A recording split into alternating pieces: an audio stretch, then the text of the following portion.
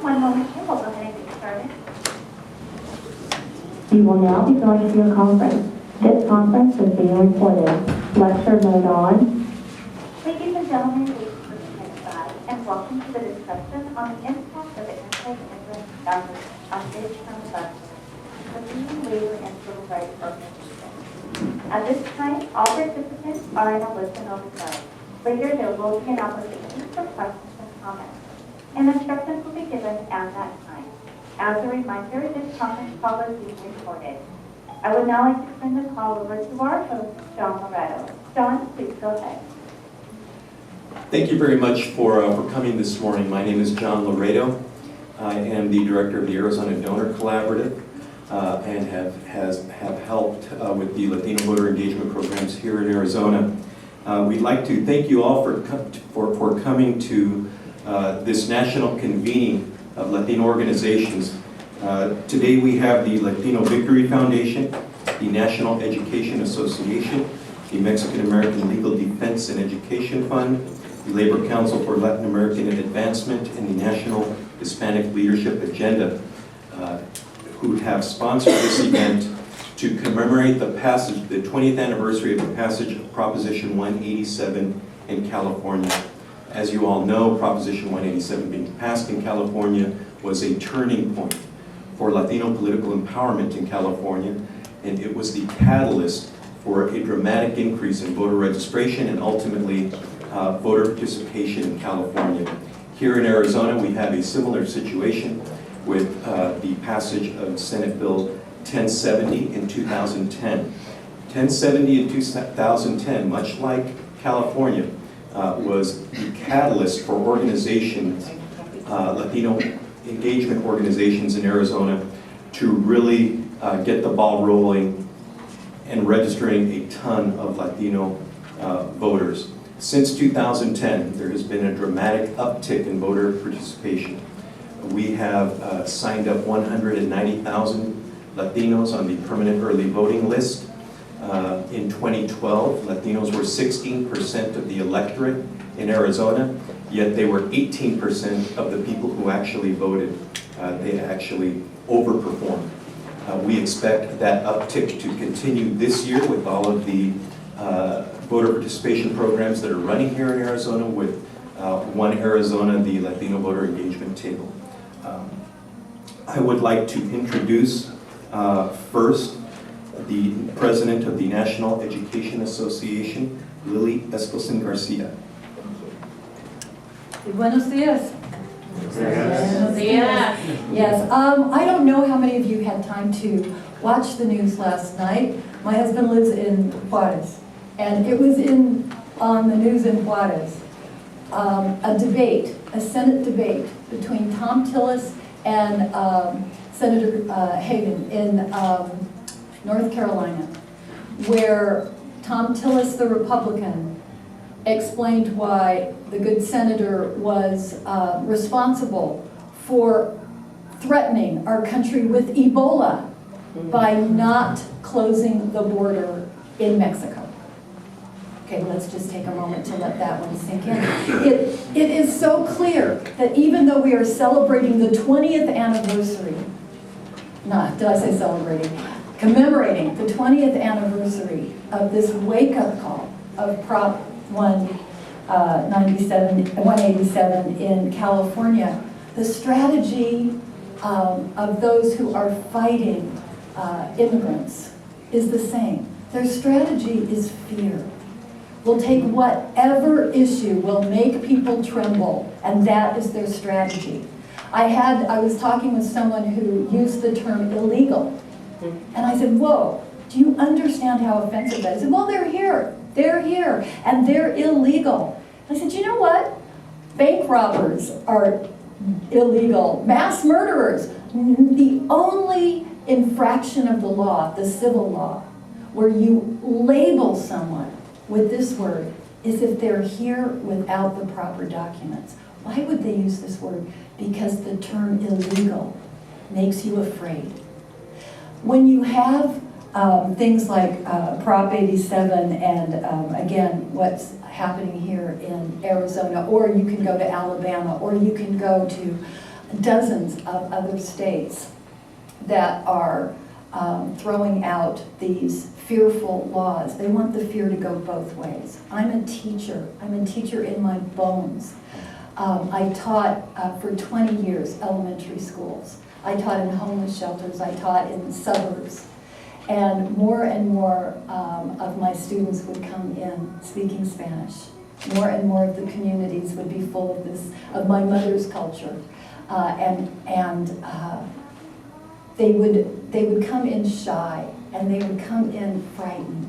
And it took so little to get them to understand that this was going to be a place that was, all I had to do was say, buenos dias, ¿cómo estás? Bienvenidos. And my other students, you know, Jennifer and Jason and Cindy would look up like I was playing a game. But Alfredo and Fabiola would look up like I had called them by name. It was a small thing that let them know that this school was going to be a place of refuge for them. And I knew there were immigration issues in those families. If I had been in Alabama when they passed their bill that, I think it was the Citizen Protection Act or something like that, it was designed to drive a wedge between that trusted, loving relationship between a teacher and a student, so that the families would feel intimidated by sometimes the one place where they could feel really safe, that public school. It was designed to say, you need to turn in any students that you suspect may be undocumented. It was designed to make me afraid of my students and to make those students afraid of me.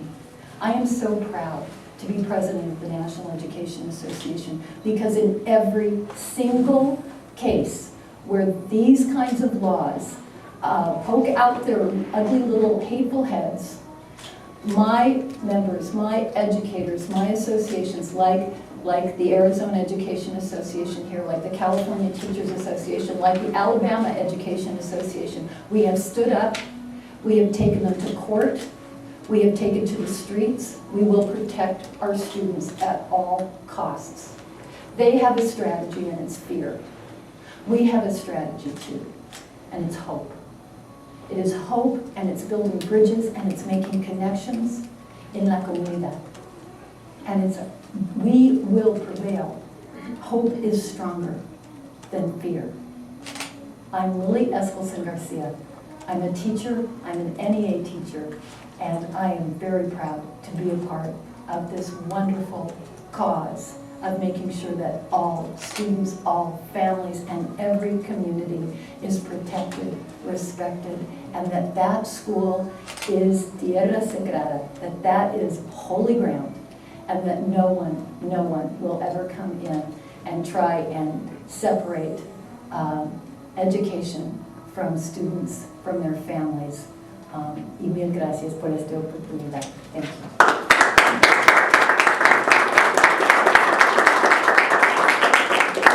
Thank you, Lily, and thank you to the National Education Association and the Arizona Education Association for your ongoing support for Latino voter engagement programs in Arizona.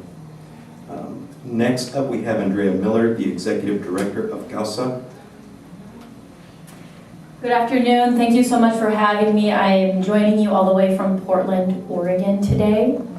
And right now, Latino families are in the electoral battle of our lives as we seek to maintain a law that we passed in the legislature in 2013. In an attempt to peel back pro-immigrant policies, state by state, anti-immigrant efforts have targeted Oregon by referring Oregon's new driver card law for the Oregon voters to decide on the 2014 ballot. This new driver card law, as I mentioned, was passed by the Oregon legislature in 2013 and would allow all Oregon residents, regardless of their citizenship status, the ability to apply for a limited purpose driver card so that they can get their families to church and work and to go to school. As many of us know, many of our Latino families live in mixed immigration status families. About 60% of our Latino families live in mixed immigration status households. This not only impacts undocumented mothers and fathers, it impacts their children, it impacts their families. And that's why CAUSA is so dedicated to passing driver cards for immigrants in Oregon. This will be the first and the only popular vote on the driver license issue. As states continue to pass driver license issues state by state, California just passed a driver card law, and 10 other states have something similar. And now Oregon voters must approve this law with a yes vote, yes on what's known as Measure 88, in order for this to become a reality for our families, so that we can carry out the basic needs and the daily things we need to do, like go to the grocery store, buy food, and be mobile. The Yes on Measure 88 campaign that CAUSA is very dedicated to, as well as SCIU, AFL-CIO, the Oregon Education Association, and many others, are using this as an opportunity to engage Oregon's emerging Latino electorate. And it's been, we've received a very enthusiastic response from our Latino voters and our Latino community, as well as our progressive community. And as immigration reform continues to stall, it's even more important for the driver card law to pass and for Latino voters to turn out so that we can show our continual growth in electoral power. So I'm here today. I took some time to travel here in the middle of this battle. We're knocking on every door, talking to all the voters to get out the facts. Lily said earlier that our opponents use fear, and that is certainly true in Oregon. I'll tell you, I'm in debate with our opposition, our anti-immigrant group, and it is, they are spreading fear, and our job is to spread the facts. And when people know the facts, they're on our side. So we'll see what the election results are, but for us this is long-term as well, about building Latino power. So thank you so much for having me. Thank you. Now we'd like to welcome Thomas Saenz, the president of the Mexican American Legal Defense and Education Fund. Thank you. Good morning. I'm Thomas Saenz, President and General Counsel of MALDEF, and MALDEF is pleased to be here today to join in this historic convening to discuss and commemorate Proposition 187 and its catalyst effect on politics in California. To remind those who may not recall, Proposition 187 was the most virulently anti-immigrant law of its day. It was enacted by a majority of California voters in November 1994 and would have basically required teachers, social workers, doctors, nurses, police officers to become mandatory informants to state and federal authorities of anyone who they suspected of being undocumented. Now, MALDEF is proud to have participated in the lawsuit that ultimately struck down the vast majority of Proposition 187, but I give you a sense of what it would have done to understand the fear that it engendered in California. But the reaction to that fear was what John has already described. It catalyzed civic participation of the Latino community at all levels. We saw increases in naturalization, increases in voter registration, increases in voter participation, and community organizing within the Latino community at an unprecedented level, with an impact on the politics of California. 20 years ago, California was in the midst of what would be 16 straight years of conservative gubernatorial leadership. You all know what California is today. It is a dramatically different state, perhaps the most immigrant-friendly state in the country. We're proud of the fact that California a year ago enacted the Historic Trust Act to restrict the requirements that local police turn suspects over to the federal government, reducing cooperation between federal immigration authorities and local law enforcement, and reducing the fear and compromise of public safety that's involved. We're proud of California that this year has enacted legislation to ensure that all professional licenses are available regardless of immigration status to those in the state. Those are just two examples of the more recent pro-immigrant immigration laws in California. It's important to note, as some would assert, that the demographics of California are what resulted in that change, and inevitably it would have come out the way it did. But it's important to remember that 20 years ago, that was far from certain. It was not at all clear that the growth of the Latino community in California would make the kind of political change that we saw. And we're here today to remember that and to recognize that something similar is happening in Arizona as a result of SB 1070 and other laws that the legislature and governor here have enacted. It has catalyzed some tremendous organizing and real progress in the Latino community, as you have heard, and this is what we would expect to see across the country. In essence, this commemoration is both a warning and a promise. It is a warning to those who would continue to purvey these anti-immigrant laws that in fact what they are doing is accelerating a political change that will harm their purported political interests in the long run. In essence, these are boomerang laws. They will come back to hurt those who are promoting them. And it is a promise that the Latino community will react in a positive way to this kind of targeting. We as a community will step forward and accelerate our involvement, accelerate our civic participation to change politics, not just in California, not just in Arizona, but across the country. So MALDEF is pleased to be here this morning together with our partners up front, and I do want to acknowledge another longtime partner who played a role in the fight against Proposition 187 and its reaction, another leader of a national organization, Pablo Alvarado, the executive director of the National Day Labor Organizing Network, is also here. Thank you, Pablo. But we're here and proud to join in this commemoration, the warning and the promise of Proposition 187 and political change that it catalyzed. Thank you.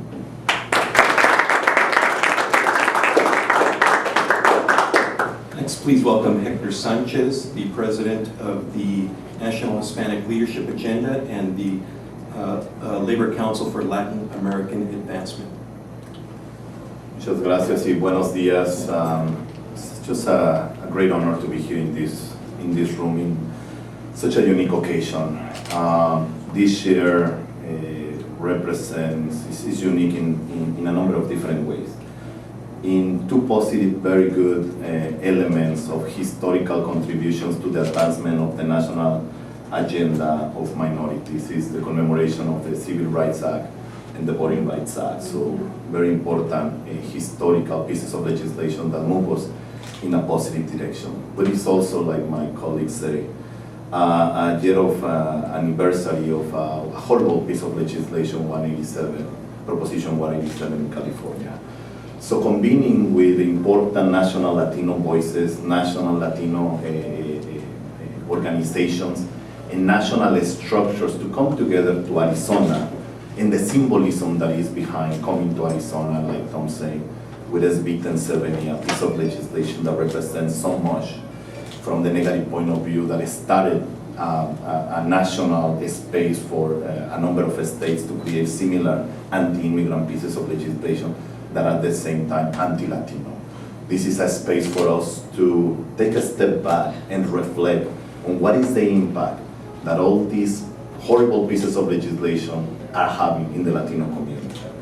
The general conversation about immigration is that it's a national issue, and that is correct. But the conversation about the negative impact that enforcement-only policies have in the nation, that is a Latino issue. As we recently recognized in a report that we put together with NDLON, MALDEF, and NHLA, 97% of all the people deported are Latinos.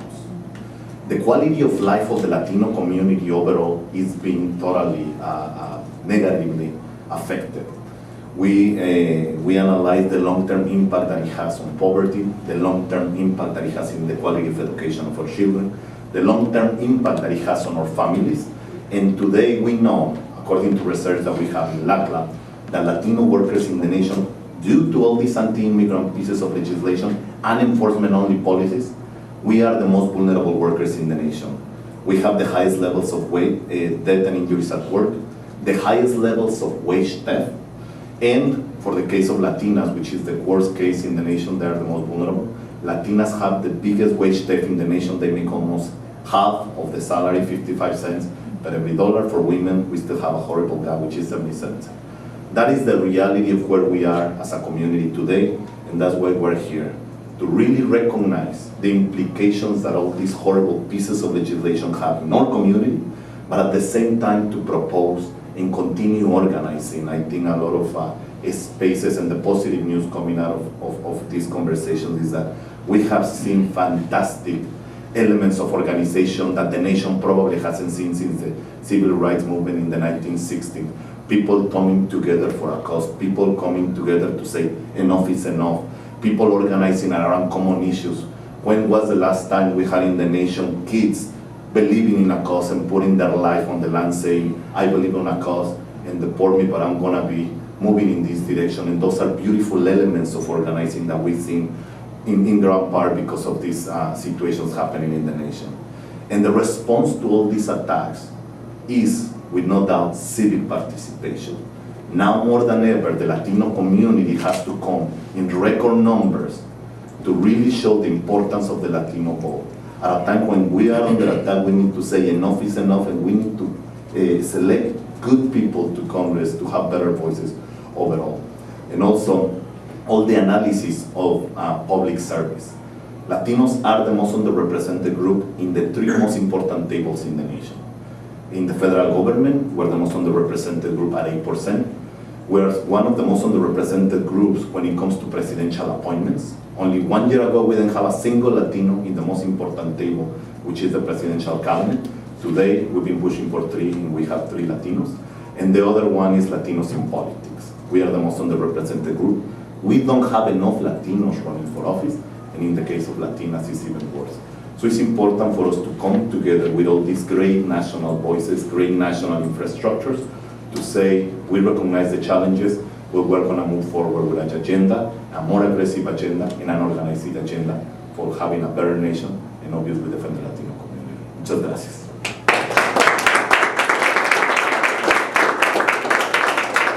Thank you. Please welcome Henry Muñoz III, the co-founder of the Latino Victory Foundation.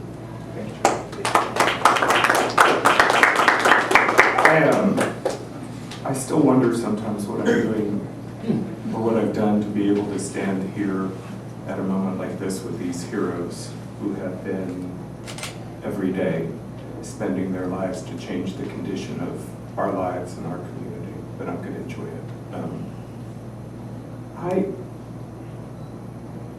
I'm the child of the labor movement and the son of a household during the civil rights movement of the 1960s. And for me, boycotts and protests and picket lines were as common as a piñata at a birthday party. When I was a little boy, my father would come home from his week at work traveling the state of Texas, and he would sit us all down in the den. If I close my eyes, I can still see that den. And he would take out this 16 millimeter projector, and he would show us labor leader training films. Now, I'm sure I'm the only kid on the block who had to sit around watching labor leader training films, but on Friday night, he probably had a little to drink. But I remember the messages of those films. I remember this one film was called The Inheritance, and it was all about the great immigrant culture of the United States and the Italians working in the garment districts of New York and the people working in the steel mills of Pennsylvania for 10 cents a day, and the farm workers who created modern day technological America that we all enjoy. And in that film, it said that freedom and opportunity are not our birthright. They weren't handed to our people on a silver platter. You have to work for them, and you die for them, and you day and night for them. And every single day, you earn them all over again. I believe that it's important to remember, because if you don't know how to move forward. That's what today is about. It's about understanding where you've been so that you can figure out where you're going in the future. The people of Arizona have a historic opportunity. I was asked yesterday, isn't this convening coming too late? I don't think it's coming too late. Look at this right here. Move over, John.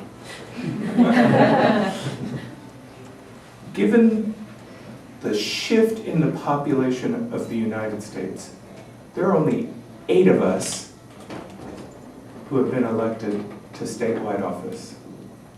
In Arizona, you have an opportunity to elect number 9. You have an opportunity to elect number 9. There hasn't been a Latino elected to statewide office in Arizona in 4 decades. My time in Arizona, these last couple of days, I haven't found a state that's filled with hate. At every street corner, I see names. The meal I had last night, the people that I've met reflect the blended cultural heritage and the history and the identity that is the great American experience of the 21st century. This isn't a blue issue or a red issue. This is a brown issue. This is a moment not to let anybody, including our own people, tell us not to vote. This is an opportunity to not be afraid of our power.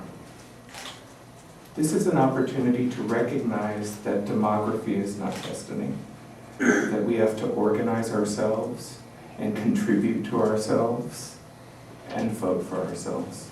And if we do, this will change. What will happen in Arizona and Texas and Georgia and Florida is what Tom described. Things will change. I am filled with incredible hope for the future of this country because I believe that we have it in ourselves to lead ourselves. That is the intent of the Latino Victory Project. That is the intent of this convening. It is important to these midterm elections in 2014. It is important to this state, and it is important to this nation.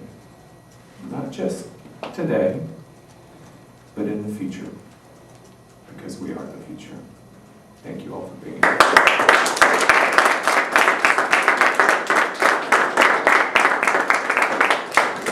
Please welcome Cristobal Alex, the president of the Latino Victory Foundation. Thank you. Good morning. We're now going to move into a Q&A. We're going to alternate. We're going to get a question in the room, in person, and we're going to go to the phones. So let me open it up. Who's got the first question? We're going to give some instructions on the phone. Great. Just pause. Sure. Okay, and if you are on the phone and would like to ask a question, please press star 1 on your telephone keypad. Again, that is star 1. All right, we're ready. We have a mic too. Questions?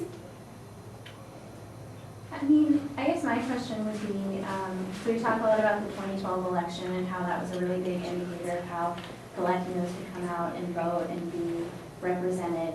Midterms historically aren't as much of a catalyzer for voters because there's no presidential election, it's not as glamorous, I guess. So I guess what issues in these midterm elections are you really hoping will get people to pay attention?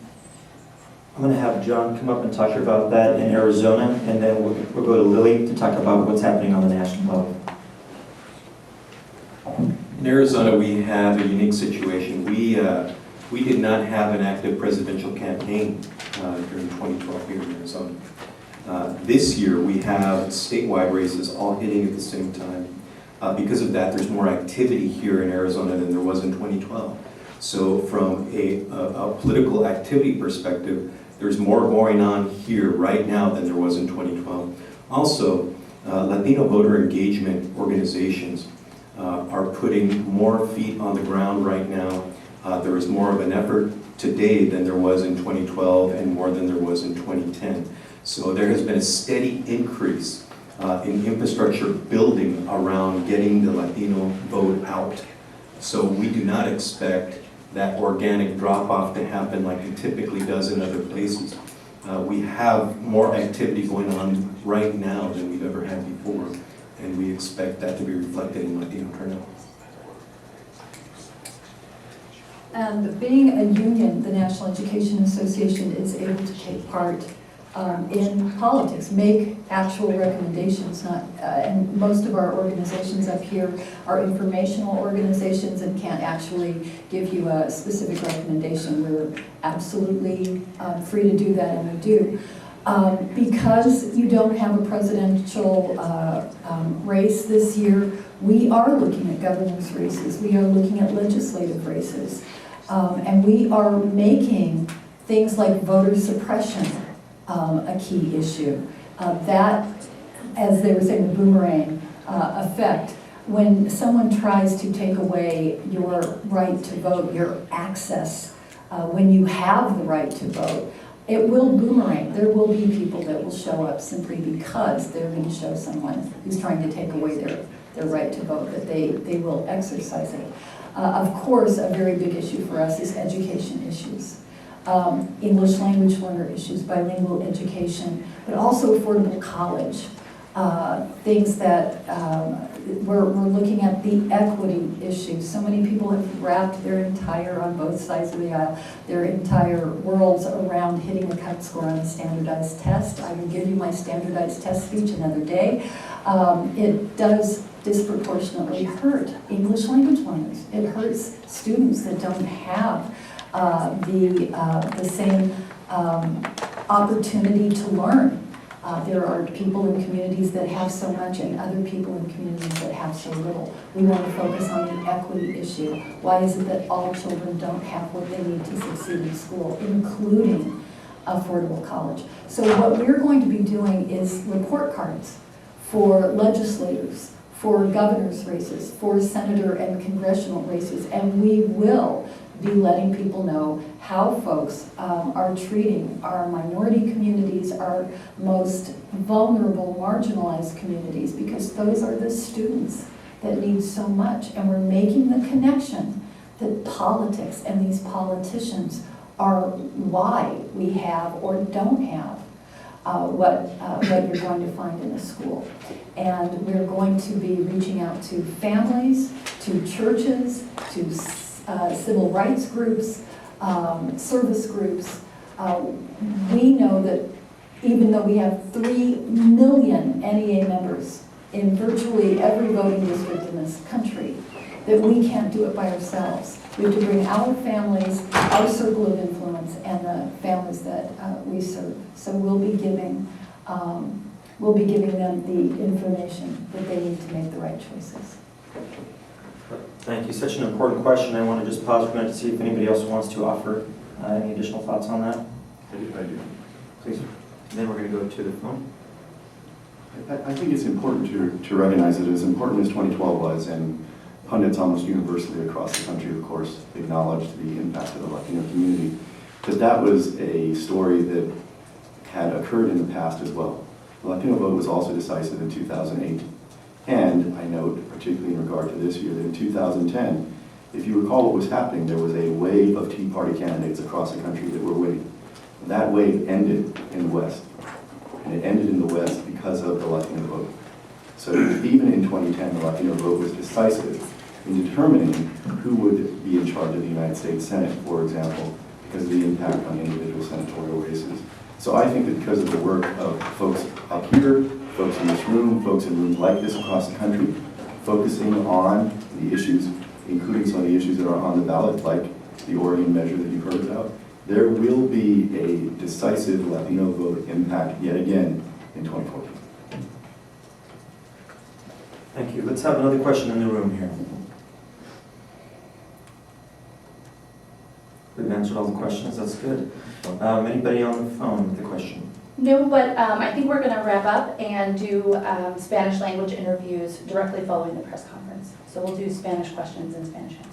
Great. So if we're wrapping up, let me thank you all for coming out this morning, for folks on the phone here, and join me in congratulating and thanking our wonderful speakers.